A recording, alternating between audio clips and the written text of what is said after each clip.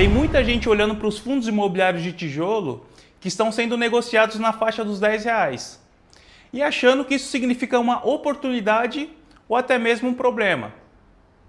A verdade é que o preço não diz se o fundo é bom ou se ele é ruim, e sim o motivo atrás desse preço. Hoje eu vou te mostrar 4 FIIs de tijolo que estão sendo negociados nessa faixa de preço e o que realmente importa entender sobre cada um deles. Antes de tudo, isso aqui não é uma recomendação de compra ou de venda. É um conteúdo educativo para te ajudar a analisar os fundos com mais segurança, usando os critérios que qualquer investidor pode aplicar.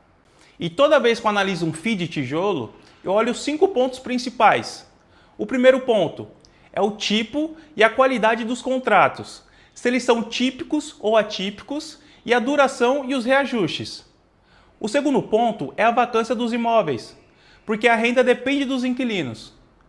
O terceiro ponto é a localização e a liquidez dos ativos. Imóvel bom, em lugar bom, vale muito mais no longo prazo. O quarto ponto é a força financeira dos inquilinos. Não adianta ter um contrato longo para um inquilino que ele é frágil. E o quinto ponto é a estratégia e a comunicação da gestão. A gestão tem que explicar o que está fazendo. Esses pontos são a base de qualquer análise, independente de preço. Agora sim, bora começar. O primeiro FII dessa lista é o GGRC11, que é o fundo imobiliário que é focado principalmente em galpões logísticos e industriais.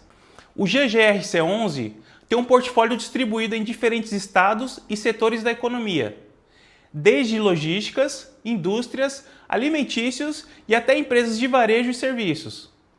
Isso já melhora bastante a sua diversificação. Ele tem um dividend yield bem estável, sustentado por contratos de longo prazo. A vacância dele está abaixo dos 5%, o que ainda é um nível bem saudável para um segmento logístico.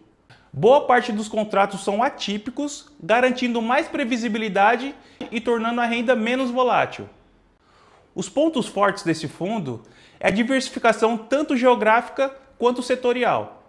Os contratos são atípicos de longo prazo que dão mais segurança para quem busca uma renda estável. Os pontos de atenção: o fundo ainda tem uma certa concentração em alguns inquilinos específicos. Então, se algum deles sair, o impacto pode ser maior no curto prazo. Mas, no geral, a gestão comunica bem as movimentações e o que ajuda muito a entender o que está acontecendo dentro desse fundo. Agora falando do GARI11, que também atua no segmento logístico e industrial. Mas aqui estamos diante de um fundo que passou por uma evolução gigantesca. Para você ter uma ideia, o valor de mercado do GARI11, lá no início, girava em torno de 500 milhões. Hoje, ele já está na casa dos 2 bilhões. Ou seja, é um fundo que cresceu, ganhou escala e ainda consolidou dentro do setor. Indicadores importantes: PVP por volta de 0,96, ou seja, o fundo ainda está sendo negociado com desconto em relação ao seu valor patrimonial. O portfólio é bem diversificado em galpões logísticos e industriais espalhado por diferentes regiões do país. Entre os principais inquilinos, você encontra empresas dos setores como alimentos, varejo, manufatura e operações logísticas. Ou seja, uma base sólida e relativamente resistente a ciclos econômicos. Pontos fortes desse fundo: crescimento bastante sólido do tamanho do fundo ao longo dos anos, diversificação geográfica e setorial bem acima da média para um FII de tijolo, contratos de médio e longo prazo para trazer previsibilidade para os rendimentos. Ponto de atenção: mesmo com uma escala maior hoje, ainda é um fundo que merece acompanhamento, justamente porque contratos logísticos sempre podem passar por revisões ou renovações mais sensíveis ao cenário econômico. Mas no geral, o GARI11 mostra uma trajetória de amadurecimento muito consistente. Isso é algo que pesa bastante na análise.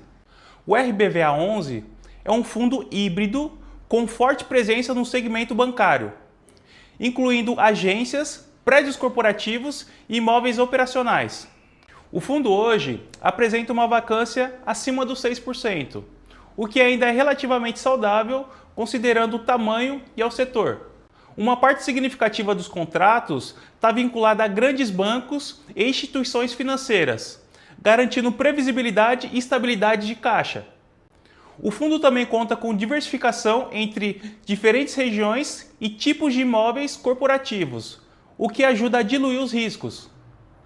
Os pontos fortes desse fundo são os contratos de longo prazo, que proporcionam renda previsível e relativamente estável. Gestão profissional e ativa, que monitora a vacância e renegocia contratos quando necessário. Já o ponto de atenção é que o setor bancário tem reduzido o número de agências físicas ao longo dos anos.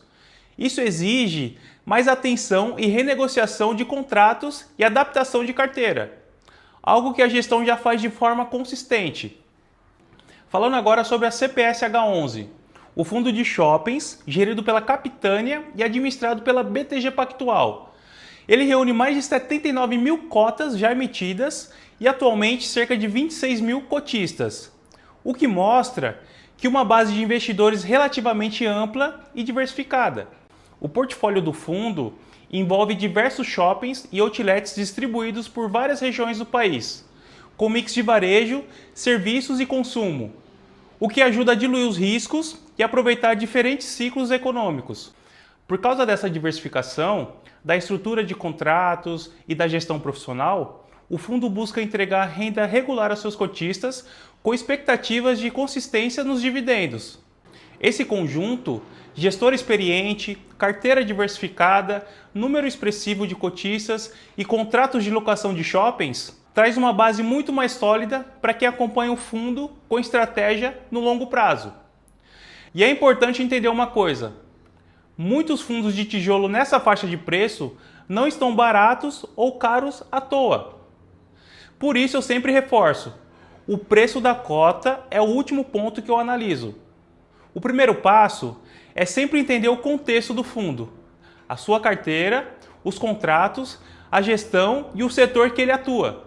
Os 4 fundos aqui têm propostas diferentes, riscos diferentes e comportamentos diferentes, mesmo custando a mesma coisa na bolsa. O objetivo desse vídeo é te mostrar justamente isso. Não existe um FII barato ou caro, existe o FII bem analisado ou mal analisado. Se esse vídeo te ajudou, deixa o seu like e comenta aqui qual desses FIIs você já acompanha.